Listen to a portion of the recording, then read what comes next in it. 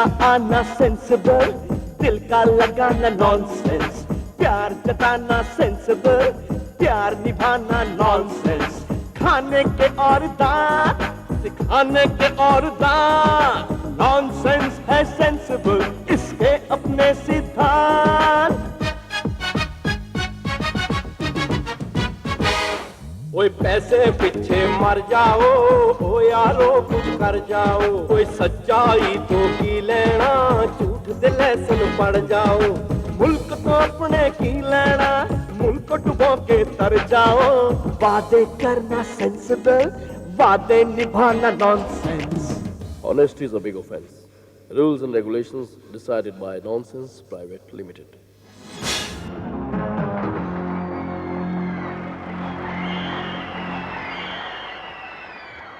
Nonsense private limited में आपका स्वागत है।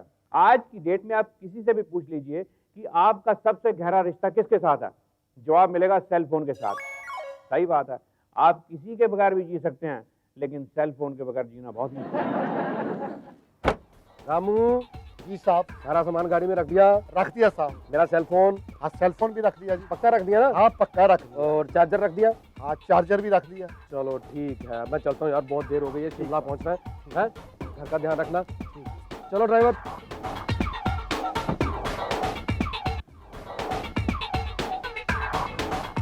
ड्राइवर जी साहब जी। यार मोबाइल भी ले लिया, चार्जर भी ले लिया, मुझे लगता है मैं कुछ छोटी मोटी चीज भूल रहा हूँ। साहब जी मेम साहब। ओए गाड़ी रोक यार, मैं तो बीवी को घर में ही भूल आया। क्या है कि सेल फोन हमारे बॉडी का एक परमानेंट हिस्सा बन चुका है। अगर हम बेडरूम में जाते हैं, सेल फोन भी बेडरूम में, अगर हम ड्राइंग रूम में जाते हैं, सेल फोन भी ड्राइंग रूम में, अगर हम किचन में जाते हैं, सेल फोन भी साथ में, और अगर हम बाथरूम में जाते हैं तो सेल फोन भी बाथरूम में। एक मशहूर डायलॉग है कि मैं साए की तरह तुम्हारा पीछा करूंगा, लेकिन डायलॉग ये होना चाहिए, मैं सेल फोन की तरह तुम्हारा पीछा करूंगा। एक मशहूर गीत है, तू जहां जहां चलेगा मेरा साया साथ होगा, लेकिन होना क्या चाहिए? जहाँ जहाँ चलेगा तेरा सेल फोन साथ होगा, तेरा सेल फोन, तेरा सेल फोन, तेरा सेल। अब कोई आदमी बाथरूम में नहा रहा होता है, सारे बदन पे साबुन मला होता है, अचानक सेल फोन आ जाता है, हेलो ओ भाई साहब माल निकल गया। उसको बोलना पड़ता है, भाई अभी तो मैं मैल निकाल रहा हूँ, माल बाद में निकालूंगा। कुछ लोग आराम से खड़े होकर बातें कर रहे होते हैं, जैसे ही सेल फोन की घंटी बजती है उनके स्प्रिंग लग जाते हैं। हेलो नागपाल जी, हेलो, नहीं नहीं नहीं नहीं, मुझे 200 डब्बे चाहिए। और मैंने कह दिया ना यार, 100 से कुछ नहीं बनेगा भाई, आप समझ क्यों नहीं रहे? वो बात करते करते कभी लेफ्ट में चल जाएंगे, लो जी, कभी राइट में चल जाएंगे, और कभी आगे चल जाएंगे, कभी पीछे चल जाएंगे। वो देखने वाला सोचता है पता नहीं बंदा रास्ता भूल गया। ऐसे 2-3 आदमी अगर इकट्ठे फोन लेके इधर से उधर, उधर से इधर घूम रहे हो, उनका कभी भी आपस में एक्सीडेंट भी हो सकता है। कभी कभी कोई आदमी आपके सेल फोन पर कॉल देके छोड़ देता है, बड़ी टेंशन होती है। अगर मैंने फोन ना किया तो किसी गर्लफ्रेंड का ना हो, अगर कर लो बाद में पता चलता है इंश्योरेंस वाले का था, और भाई साहब एक नई इंश्योरेंस की स्कीम आई है, हट यार। कई बार सेल फोन की वजह से आपको बरसों पुराने बिछड़े दोस्त मिल जाते हैं, लेकिन होता क्या है, इसी सेल फोन की न्यूसेंस वैल्यू के कारण आप उनसे बात ही नहीं कर सकते। ओए बुलविंदर, तू यार। कुलविंदर क्या हाल है यार? बढ़िया, सब ठीक है ना? हाँ सब बढ़िया। एक हेलो जी सर, जी हाँ सर, जी हाँ हाँ, मैंने बात की थी सर, वो कह रहा था पेमेंट हो जाएगी, चिंता की कोई बात नहीं। वो सर जी तिवारी पंगा डाल रहा था। अब हाँ। तिवारी को मैंने बोला सर कि वो आप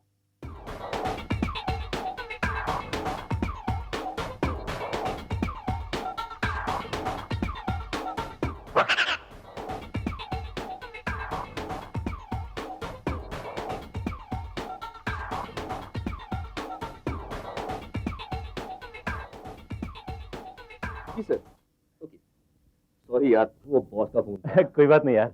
अच्छा ये बता, भाभी कैसी है? अरे भाभी तो बिल्कुल ठीक है यार।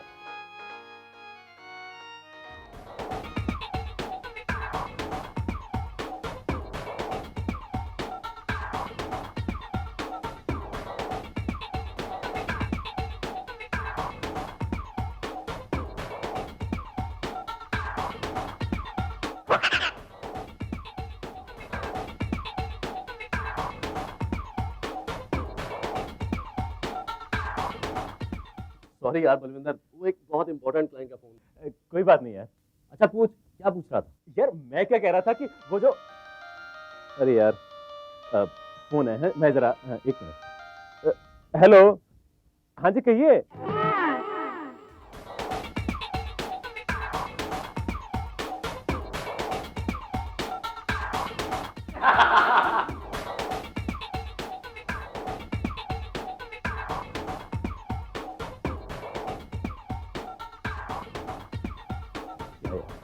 सॉरी यार, वो मोबाइल। ओके यार, कोई बात नहीं। अच्छा तू बता, क्या कह रहा था? यार मैं तेरे से बात कर रहा था, वो जो, अरे यार फिर मोबाइल, एक मिनट। हाँ हेलो, हाँ जी पहुंचता होगा जी? हेलो। हाँ जी। जी हाँ बस, गोखले बस, साहब, बस, क्या बस, हाल बस, है?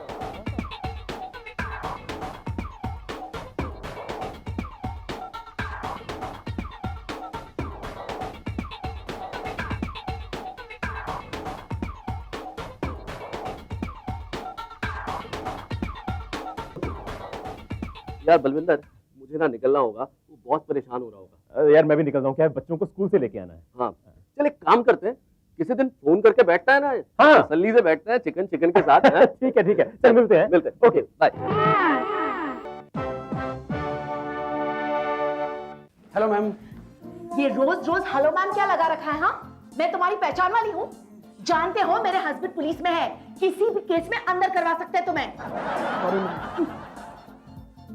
हाय, दिस इज रिडिकुलस। ये शहर को क्या हो रहा है पता नहीं, औरतों का घर से निकलना मुश्किल हो गया है। शांति शांति, हुआ क्या? जब मैं यहाँ आ रही थी, एक टैक्सी स्टैंड पे खड़ी थी, एक लड़का मुझे घूरे जा रहा था। ओह, तो तुम भी उसे देखे जा रही थी? मैं उसे क्यों देखूंगी? तो तुम्हें कैसे पता कि वो तुम्हें लगातार देख रहा था जब तक तुम उसे नहीं देख रही थी? बताओ। तुम्हें पक्का पता है कि वो तुम्हें देख रहा था? मतलब ये कि हो सकता है कि वो कहीं और देख रहा हो और तुम ये सोच रही हो कि वो तुम्हें देख रहा है। क्यों? क्या वो मुझे नहीं देख सकता? लेकिन एक बार देखने के बाद दूसरी बार कैसे देखेगा? वो मुझे ही देख रहा था। ओफो, तुम्हें कितनी बार मैंने समझाया है, घर से जब निकलो तो गले में मंगलसूत्र डाल के निकला करो, अपनी पर्स की जिप में नहीं, समझी? क्यों? औरतें क्या फायर ब्रिगेड की गाड़ियां हैं कि गले में घंटी बांधकर घूमे?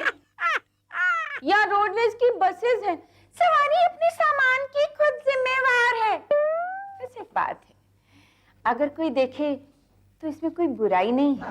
हाँ, कोई बुराई नहीं है। हमें कोई देखता है उसमें बुराई नहीं है, हम पे कोई कमेंट मार के चला जाता है उसमें भी बुराई नहीं है ना? हाँ, यू नो, अगर मैं घर के बाहर निकलती हूँ और कोई मुझे नहीं छेड़ता तो सारा दिन मेरा मूड ऑफ रहता है। अरे कोई मेरी बात तो सुन लो।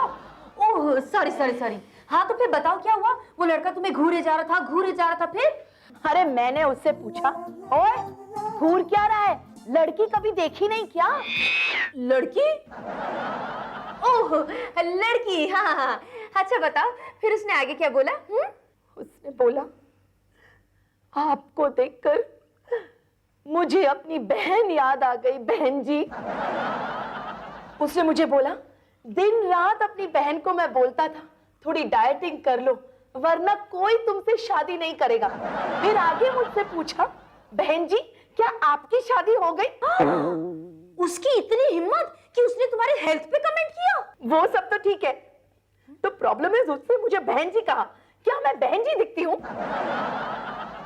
सही कह रही हो जेम्स, आजकल तो अकेली औरत का घर से बाहर निकलना ही मुश्किल हो गया है। जिसे देखो बहन जी कहकर चला जाता है। बहन जी क्या लेंगी आप? बहन जी?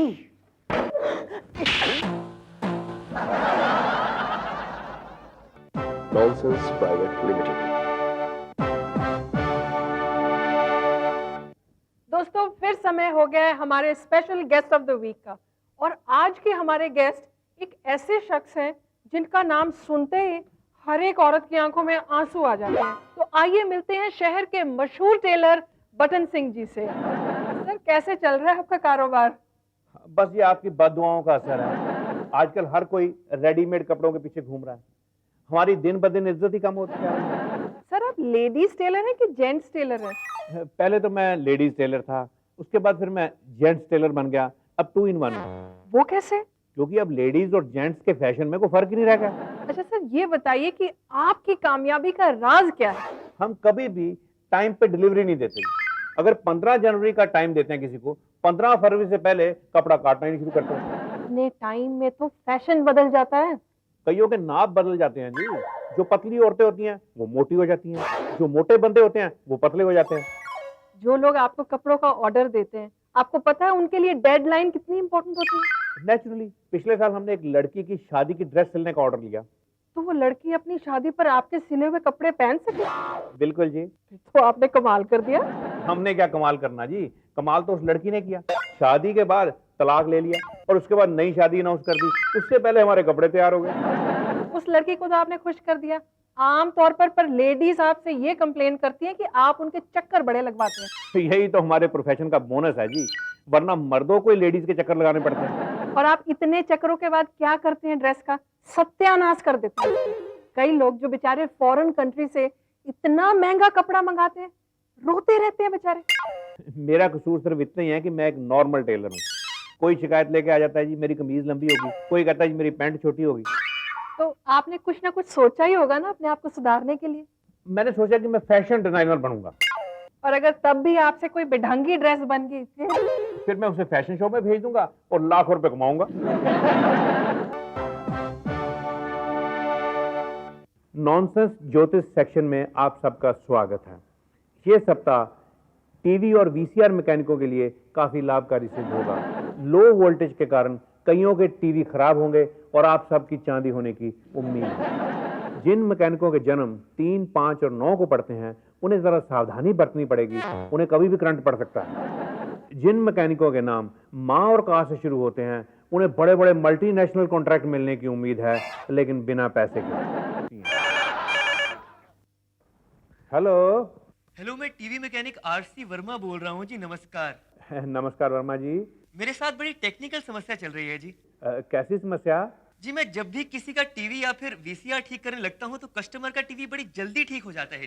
अच्छा, तो आप बहुत अच्छे मैकेनिक होंगे। जी, उसमें नुक्स ही छोटा मोटा होता है, जैसे किसी की तार ढीली होती है या कोई छोटा मोटा पुर्जा खराब होता है 10-15 रुपए का। भाई आपको ये बताने की जरूरत क्या है कि फॉल्ट छोटा है?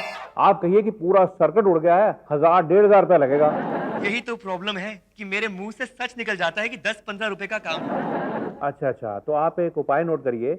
एक पुराना रिमोट कंट्रोल लेके किसी भी टीवी का उसे लाल कपड़े में लपेटकर किसी ऐसे आदमी के घर के सामने गाड़ के आइए जो झूठ बोलने से बिल्कुल भी कतराता ना हो। इससे क्या होगा जी? इससे क्या होगा कि आप 2 रुपए का बिल होगा, आप 2000 का बिल बनाने में बिल्कुल भी कतराएंगे नहीं, बिल्कुल भी शर्माएंगे नहीं। धन्य हो महाराज। जीते रहो बच्चा।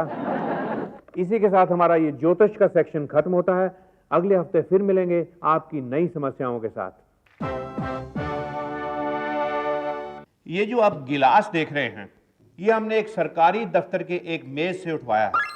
इसमें दफ्तर का बाबू पिछले 3 साल में 1,80,000 कप चाय पी चुका है। पर ये कैलकुलेशन आपने किस आधार पर की है? मान लो एक दफ्तर का बाबू साल में 200 दिन दफ्तर आता है और वो एवरेज 20 गिलास चाय के पीता है, और 1 गिलास चाय पीने में या उसे मंगवाने में एवरेज 15 मिनट लगते हैं। 1 साल में उसके 60,000 मिनट बन जाते हैं। मतलब 1 साल में वो 1000 घंटे चाय पीता रहता है? यार घंटे मिनटा ने छोड़ो, इसका मतलब तो ये हुआ कि इनके चाय पानी का खर्चा सारे इनके रिश्वत के खर्चे में तो निकले। Shut up. आजकल कौन सा ऐसा अफसर है जो चाय पानी पे काम करता है? आजकल तो उनके नाम पे चाय के बाग रजिस्टर करवाने पड़ते हैं। कमाल कर दिया भाई। नमस्कार करो तो भाई से गिला। मिस्टर मेहता एक बहुत ही बढ़िया, नेक दिल, दयालु, कृपालु, कमाल के इंसान थे। वो अपने पीछे एक खूबसूरत बेबी और शानदार बंगलो छोड़ गए। मैंने जैसे ही इनके मरने की खबर सुनी, मैं घबरा गया कि एक दिन मेरी मौत भी ऐसे एक्सीडेंट से होगी, क्योंकि मैं भी इनकी तरह शराब पी के गाड़ी चलाता हूँ। और जब भी हमने पी है, बराबर की पी है, टक्कर की पी है। टक्कर जिसने मारी थी शराब उसने पी थी, मेहता जी ने नहीं पी थी। ये आप कैसे गारंटी के साथ कह सकते हैं? अरे भाई, ये शोक सभा है, कोई लोक सभा नहीं है। आप छोटी छोटी बातों में बहस करके मेहता की शोक सभा का वक्त बर्बाद कर रहे हैं। मैं कह रहा था, मेहता जी एक बहुत ही नेक दिल इंसान थे।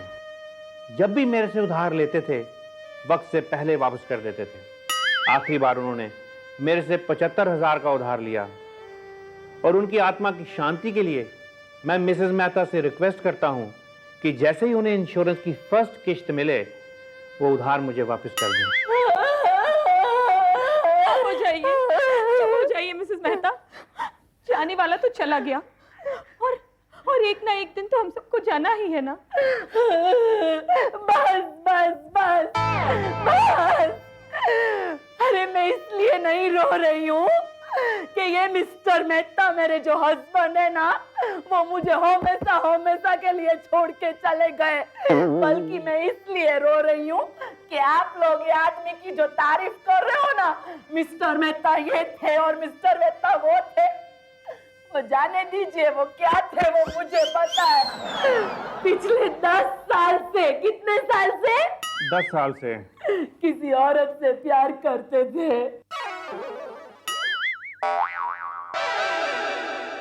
इसी सब की वजह से 225 नौकरानियां मेरे घर से चली गई। कितनी नौकरानियां? 225। इसीलिए पिछले 4 साल से, कितने सालों से? 4 सालों से। ये देखिए मेरे हाथ, देखिए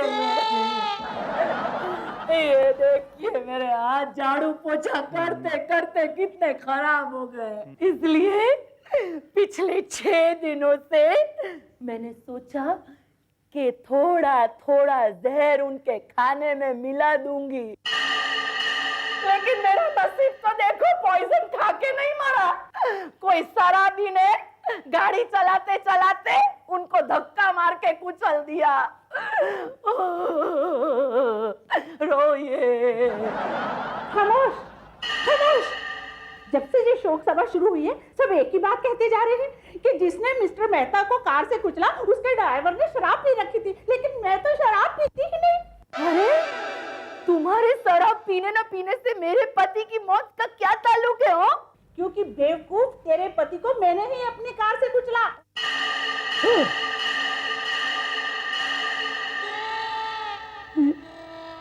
ये तुम क्या कह रही हो? हाँ मैं ठीक कह रही हूँ। पिछले 10 साल से मैं मिस्टर मेहता से प्यार करती थी, उसके पीछे पड़ी थी। इस लल्लू पति को छोड़कर उससे शादी करना चाहती थी, लेकिन जब भी उससे अपने प्यार का इजहार करती थी वो बेवकूफ कहता था कि मैं तो अपनी पत्नी से ही प्यार करता हूँ और किसी से नहीं। इसीलिए मैंने उसे अपनी कार से कुचल डाला। अब मिस्टर मेहता नहीं है तो मैं जिंदा रहकर क्या करूंगी? मिस्टर मेहता, मैं आ रही हूँ, मैं आ रही हूँ।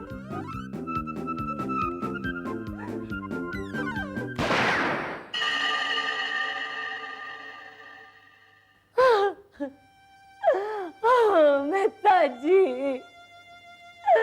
ये मैंने क्या कर दिया? आप मुझसे इतना प्यार करते थे, सुनते हैं इतना प्यार करते थे मुझसे, और मैंने हमेशा आप पे शक किया। अरे क्यों किया शक आप पे? 225 भाई को घर से बाहर निकाल दिया मेहता जी। मुझे जिंदा रहने का कोई अधिकार नहीं है। मैं भी आ रही हूँ आपके पास, आ रही हूँ मैं भी आपके पास, मैं आ रही हूँ मेहता जी। भाई ये कैसा खून खराबा, रोको इन्हें कोई। निमो, ये तूने क्या किया निमो? तू इतनी बेवफा निकली। तू मेरी घरवाली थी और तू मेहता का घर बसाने की सोच रही थी। तू मेरे प्यार में कमी रही होगी, इसीलिए तूने मेरी गलियां छोड़ के उसकी गलियां पकड़ने की कोशिश की और अब उसके पीछे पीछे जा रही है। मैं तुझे नहीं पहुंचने दूंगा उससे पहले। कैसा खून खराबा है, रोको इन्हें कोई भाई। क्षमा darling, what have you done, क्षमा darling? I can't live without you and you know that. I'm also coming, क्षमा। मैं भी आ रहा हूँ तुम्हारे साथ। अरे ये क्यों मर गए? इन्हें तो इनके साथ ही मरना था ना। पता नहीं कैसे अजीब अजीब रिलेशन थे इनके। अच्छा तो अब इनके बगैर तुम जिंदगी कैसे गुजारोगी? अब तो हम दोनों ही एक दूसरे का सहारा है। सही बात है, और मुहूर्त भी अच्छा है।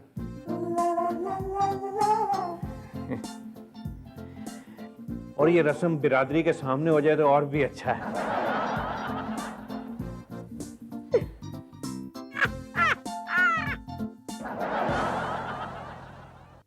तो दोस्तों, बिना बात के हंसने के लिए फिर मिलेंगे अगले हफ्ते इसी वक्त इसी प्रोग्राम में नॉनसेंस प्राइवेट लिमिटेड।